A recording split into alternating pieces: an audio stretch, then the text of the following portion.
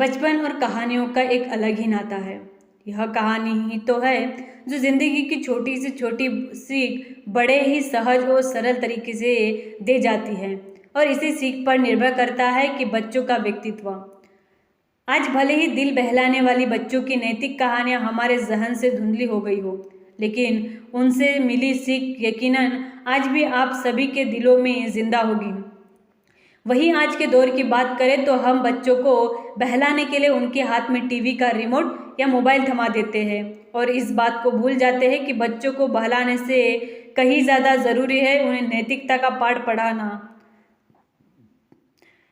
अगर याद हो तो हमारे बुजुर्गों ने हमें नैतिकता का पाठ नैतिक कहानी के माध्यम से सिखाया था।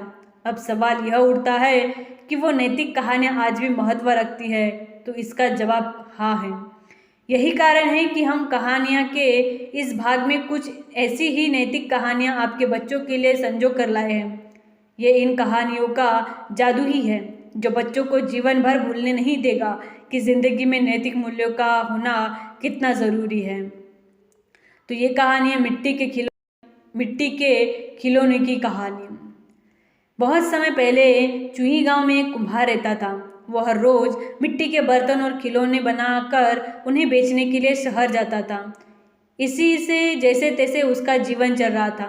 हर दिन की तंगी से परेशान होकर एक दिन उसकी पत्नी ने उससे कहा कि मिट्टी के बर्तन बनाकर बेचना बंद करो, अब सीधे शहर जाओ और किसी नौकरी की तलाश करो ताकि हम लोग कुछ धन कमा सकें। कुम्हार को भी अपनी पत्नी की बात सही लग रही थी। वह खुद भी अपनी हालत से परेशान था। वह शहर गया और वहां जाकर नौकरी करने लगा। भले ही वह नौकरी करता था, लेकिन उसका मन मिट्टी के खिलौने और बर्तन बनाने का कर रहा था। फिर भी वह मन मारकर चुपचाप अपनी नौकरी करने में लगा रहा। ऐसे ही उसे नौकरी करते हुए काफ़ी समय गुजर गया।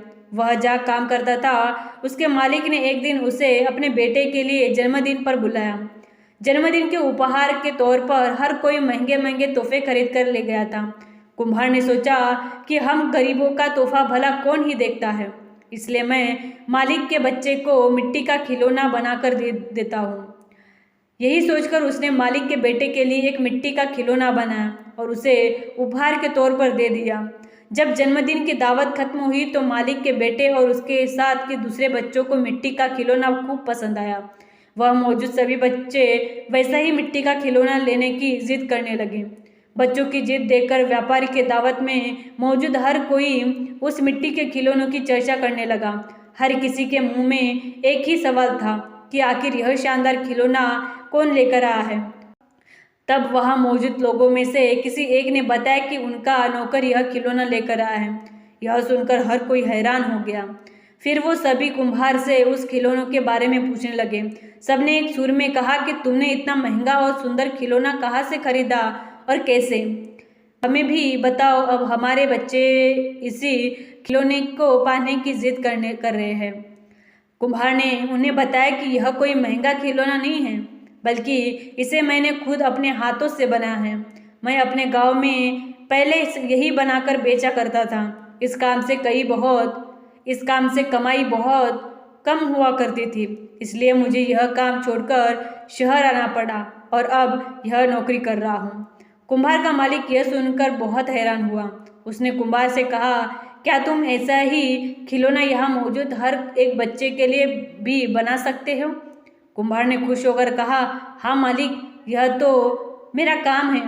मुझे मिट्टी के खिलौने बनाना खूब पसंद है। मैंने इन सभी बच्चों को अब भी तुरंत खिलौने बनाकर दे सकता हूँ।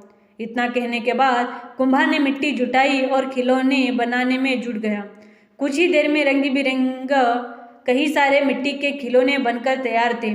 कुम्हार की यह कलाकारी देखकर उसका मालिक हैरान होने के साथ ही काफ़ी खुश भी हुआ था। वह मन ही मन मिट्टी के खिलौने का व्यापार करने की सोचने लगा। उसके मन में हुआ कि वह कुम्हार से मिट्टी के खिलौने बनवाएगा और फिर खुद उन्हें बेच देगा।